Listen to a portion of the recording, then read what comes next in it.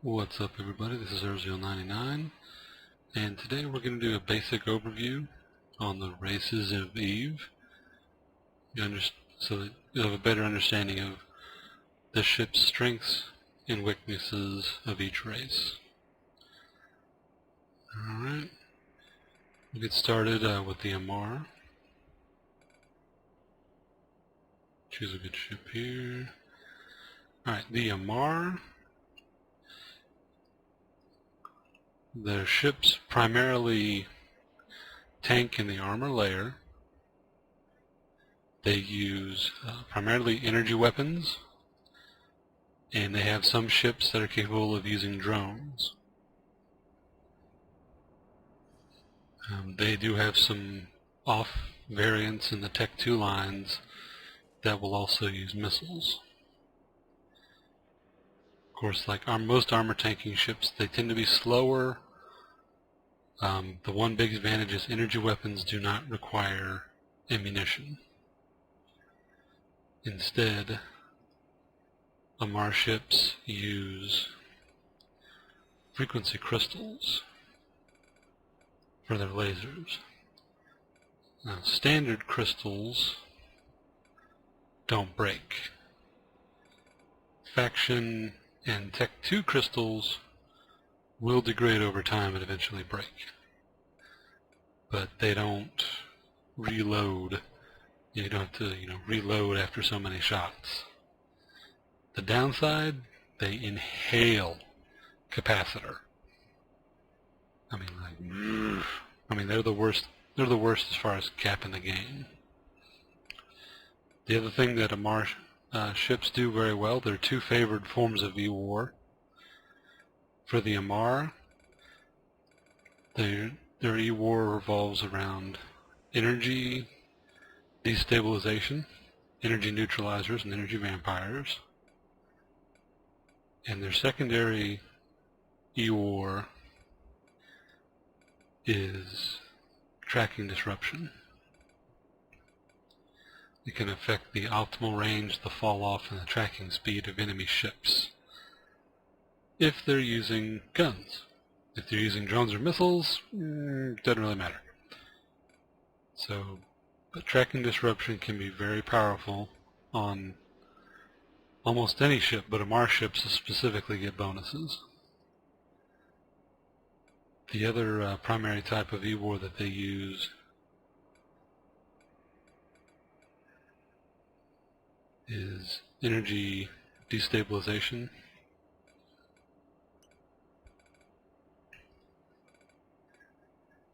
Medium energy neutralizers. It actually neutralizes the opponent's capacitor. Needless to say, this has implications. You can turn off their active hardeners, their active reppers or shield boosters, and you could shut down their guns if they're using guns that require capacitor. Overall, they're very, very powerful in the right hands. More and more of their ships have been converted into drone carriers. That's a new role that's been coming more into prominence for the Amarr with the most recent expansions. Some examples would be the Arbitrator. As you can see, it gets a tracking disruptor effectiveness support because it's a support cruiser. And it gets bonuses to drone hit points, damage, and mining yield, similar to the Vexor for the Caliente, who also used drones.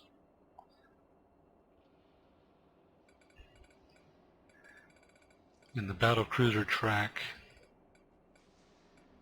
the Amarr use the Prophecy.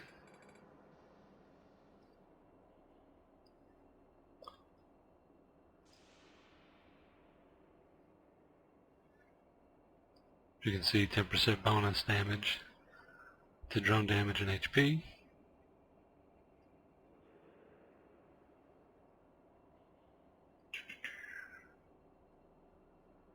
There it is.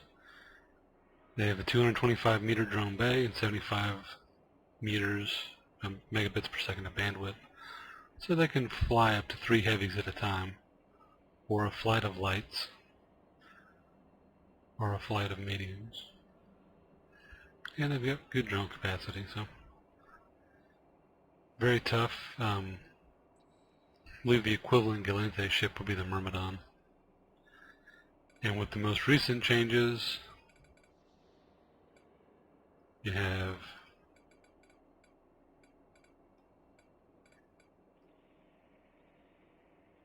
the Geddon.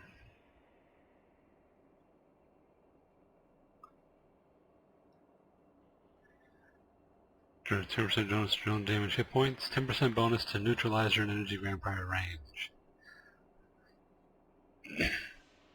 This thing can nuke the hell out of you, and do it quite easily.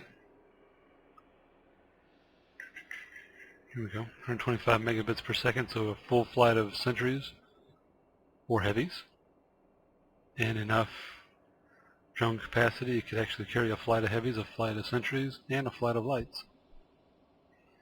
So a lot of potential versatility in this package.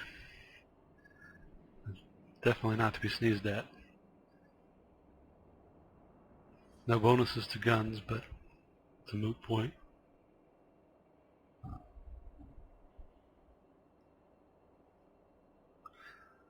And the Amar's weapon of choice, the energy weapon turret, as I said, does not use ammo. It does use a lot of capacitor, though.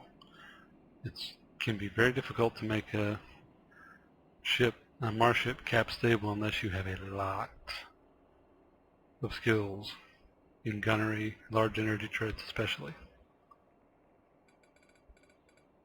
As you can see, I lack the skill needed. I don't fly Amar battleships on this character, or any character for that matter. I'm more of a shield tanking aficionado myself, but I run with some of the smaller Amar ships. Some of them can be deceptively fast. Most ships that armor tank can't get to the truly super crazy speeds that some shield tanking ships can. But they're definitely nothing to sneeze at.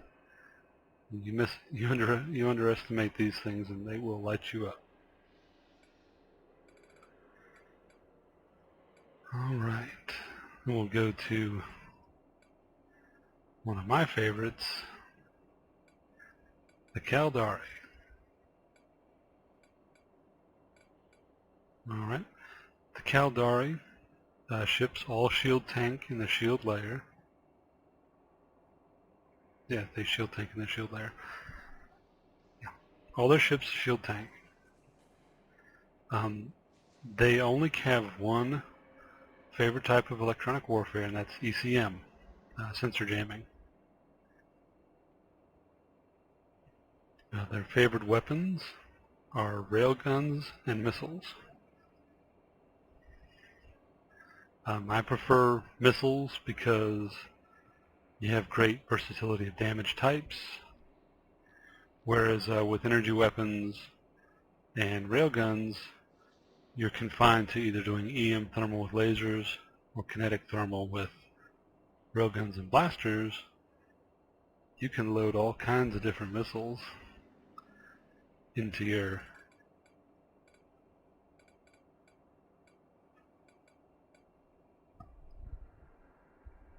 you can load all kinds in there. You can see Inferno heavy missiles, those thermal damage. Molineer heavy missiles, those are EM damage. Nova explosive, Scourge kinetic. Many Caldari ships get bonuses to kinetic damage because that is the racial damage type for their race. However, it is very, very versatile with missiles in general, because I'm here in Amar space, I can switch over to EM missiles to fight Sancha or the Blood Raiders. If I go out to Minmatar space, I can switch over to Novas to fight the Angels. Of course, I can use Scourge with either the Serpentis or the Guristas. So there's a lot of versatility in damage types. Their ships tend to not have very big drone bays, if at all, compared to other ships of their class. And their gunboats that they do have tend to favor long range. I'll give you an example here. You have, for example, the Kestrel is a dedicated missile boat. But the Merlin usually receive bonuses to turret range or damage. Most often it'll be range on some, especially some of the larger ships. They're definitely very painful to snipe with. One of the more advanced, the more advanced you go, it becomes even more appropriate. Now, you have the Caracal, which is their missile boat. As you can see, receives bonuses to rate of fire and the missile velocity, which dictates range for missiles. You don't have to worry about optimal range and fall-off range with missiles. It's just a matter of how fast the ship is going in relation to how fast your missiles blow up and how big the item is versus the missile you're using. Then we have the MOA, which is the railgun platform.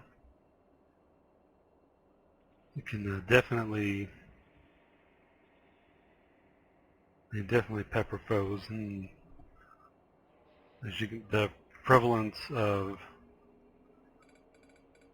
Caldari battleships, specifically the Roke, in nullsec warfare makes it a very clear fact that you don't want to mess with these guys. It's 10% bonus of top level range per level. So if you have Caldari battleship at 5, 50% bonus to optimal range. Now hybrid charges, like frequency crystals, there are different types. And the particular one you choose, you receive bonuses, as you can see, increases in range and reductions in capacitor need. So very similar to the frequency crystals. The further out you go with frequency crystals, the less cap it takes, the more EM damage you do, but you don't do as much. As you get into closer range ammo, you start to take penalties to optimal range, and you don't get any cap savings, but you do a ton of damage, more thermal damage. See here, antimatter 1014, move a little further out, 8.6. So it's a personal choice. More advanced ammunitions, Tech 2 ammunitions, can have tracking penalties and things that make it a little more difficult.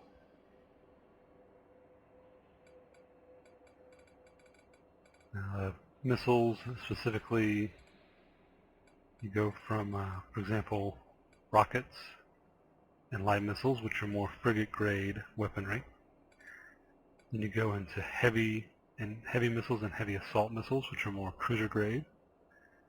Cruise missiles and torpedoes, which are battleship grade, and then Citadel cruise and Citadel torpedoes, which are meant exclusively for dreadnoughts and Titans.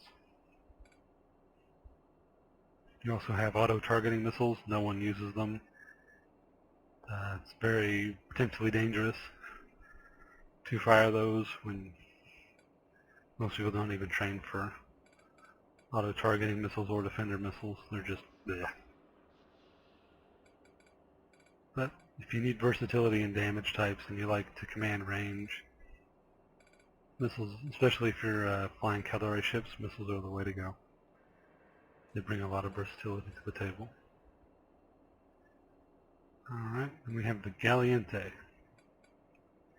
Galeente ships tank in the armor layer. Their primary weapons of choice are particle blasters, which are the short-range hybrid weapons, and drones. Their preferred methods of E-War are sensor dampeners, which reduce the effective targeting range and the scan resolution or targeting speed of enemy ships. You get hit with enough sensor dampeners, you might as well be jammed, because you can't target but 5 feet in front of your face. It's not as big a deal for most Galeente ships because they're firing blasters and they have to be almost on top of their enemies anyway.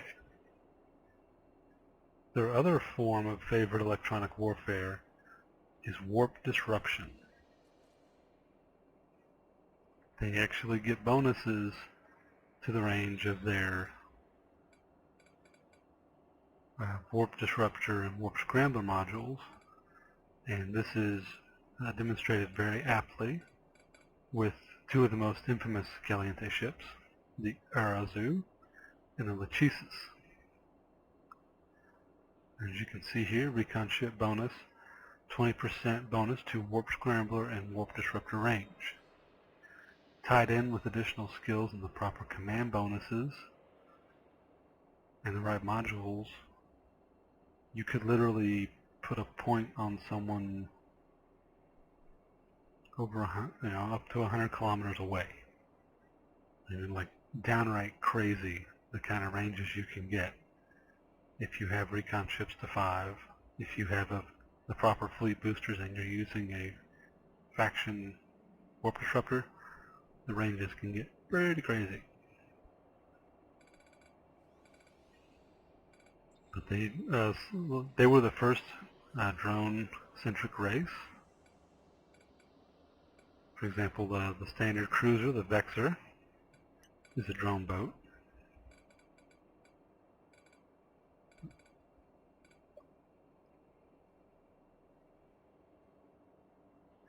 As you can see, bonus hit points, damage, mining yield, similar to the Arbitrator. 75 megabits per second, 125 megabit drone bay. You can see they're comparable. Like the MR, they tank in the armor layer.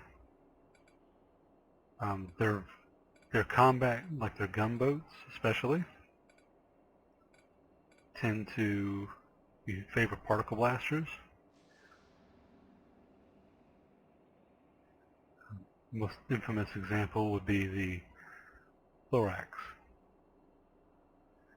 or as some people in need call it, Space Penis. Hey, don't look at me, I didn't design it. That's what people call it. The Celestis is their support ship, and the CFC has a specific fleet doctrine that revolves around this particular ship. Mainly involves sensor dampening people to the point they can't see straight and blowing them up. Pretty effective, easy for new players to get into. We go run around with it all the time.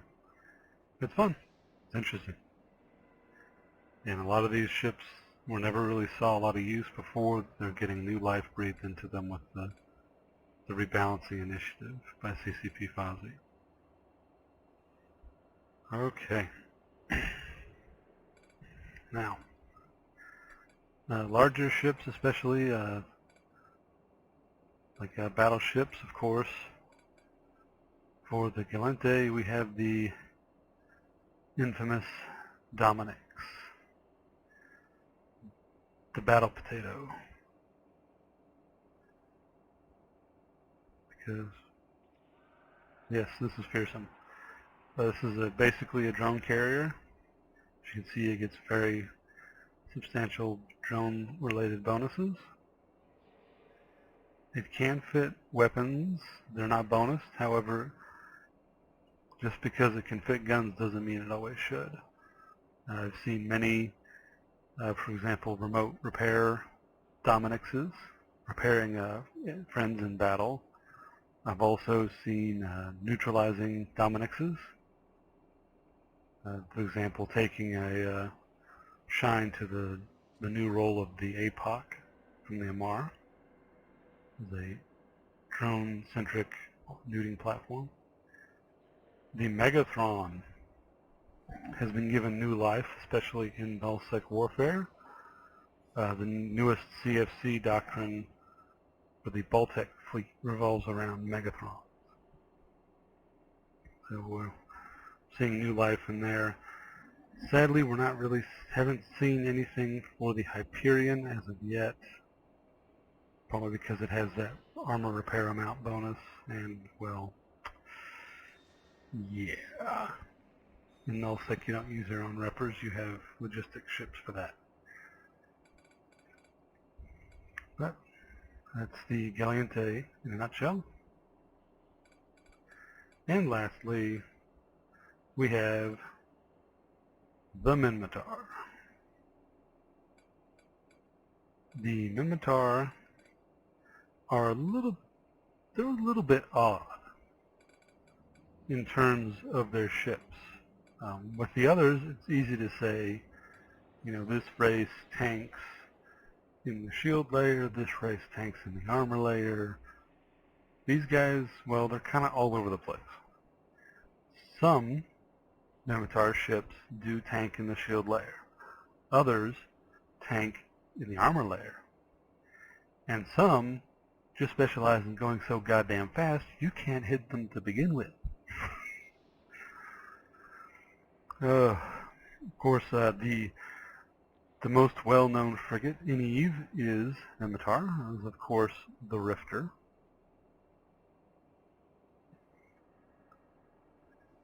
It's pretty straightforward. The Minmatar, by and large, use projectile weaponry, autocannons and artillery. More of their ships have been rebalanced to also include some missile combat. For an example of that would be the Minmatar battlecruiser, the Cyclone.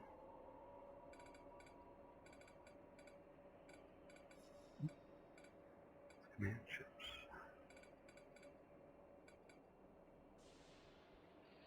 With the Cyclone, it received missile launcher upgrades, weld clones, we call them. They essentially specialize at just spewing missiles everywhere. I guess it's supposed to be their like the sleeker, faster take on the Drake. Never really used the Cyclone, never really had a need to, but people who have tell me it's nice. And I trust their judgment.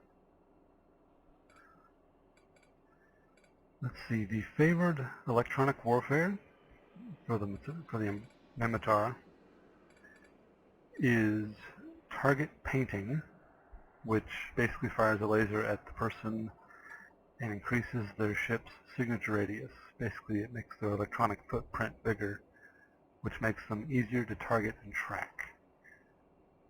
Their second form of favored warfare is stasis webification. That slows you down. So we made you really big and really slow, which means you are, in all pleasant terms, a sitting duck. One of the most widely used ships in that regard would be the Hugin and its cloaky brother, the Rapier. As you can see, recon ship bonus, 60% bonus to webfire range. Now it's already about 10 kilometers with a standard webfire. That makes it a 300% bonus. You're webbing things that are 40 kilometers away. And when you're webbed, you go really, really slow. Especially if there's multiple people webbing you, you'll be down to a crawl. So it can be very hard to, especially if it's a speed tanking type ship, they take your speed away, it's over. You might as well figure out how you're going to pay for your next ship, because the one you're in, about to be gone. One of the most infamous examples of a speed or signature tanking ship for the Minmatar is one of their heavy assault ships, the Vagabond.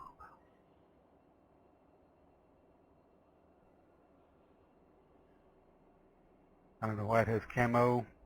Maybe it's like, how you can't see me, but I'm going so fast. It doesn't matter anyway. Vagabonds are extremely fast, and they can hit fairly hard. You do not want to underestimate someone who knows how to fly a Vagabond, because you will get stomped. The other similar ships, for example, this was developed by the NPC Corporation Thucker Mix, which is also responsible for the Jaguar, which is a Tech 2 version of the Rifter. Very fast ship.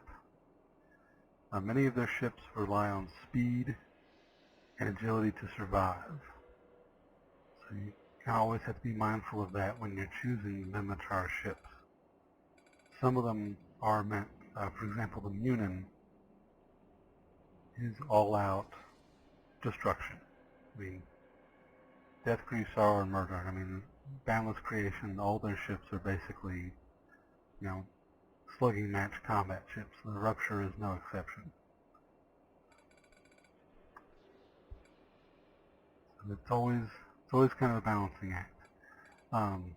Even, for example, one of the ships I use routinely is the Scimitar. This is the logistics ship of the Minmatar. And I use this little unassuming Tech 2 cruiser to run incursions with. Now this is a slightly different fit from my Coalition's doctrine. My Coalition's doctrine focuses more on HP. This is almost completely based off signature. You can see I have 4 large armor shield rippers in the hives, energy grid rigs, cap rechargers, 2 adaptive invulnerability fields, nothing blingy there, a Tech 2 afterburner. I've got some tracking links. These are a little bit more pricey, but this is to support the incursion fleet that I'm in. I only have a signature of 65 meters. As you can see, I've got very high EM and thermal resist in the shields and the armor layer, because Tech 2 ships, you tank the damage type of the opposing race, which in this case is the MR. So this ship is great for incursions. I've had aggro from the whole room, just rotating around the anchor with afterburner on, and they couldn't break me. All the logistics repping me, and I got like 3/4 of the way. They took off like 1/4 of my armor, and that was just a delay in locking me because they were jamming ships on the field. I was able to sit there and take the entire room just laying into me because I've got these resists, because I can take so much abuse. And and this isn't even counting when I'm in a fleet. This is just base. I turn these 2 on and I get in an incursion fleet with a booster. You get close to 90% across the board resists on the shield at least. So signature tanking, moving very fast, it can be very, very powerful, especially if you're dealing with ships much bigger than you are. Battleships can't track fast-moving cruisers that well. It's one reason the Vagabond is so successful. Those people who try and engage it use something bigger than it to fight. And it's got enough firepower, it can take you if you try to ship to something equal or smaller. That about does it for the basics of the races in New Eden. If you have any specific questions regarding ships, modules, generic strategies for fitting different classes of ships, we can cover those. Just leave a comment in the section below. I'm Urzio99, and I'll see you next time.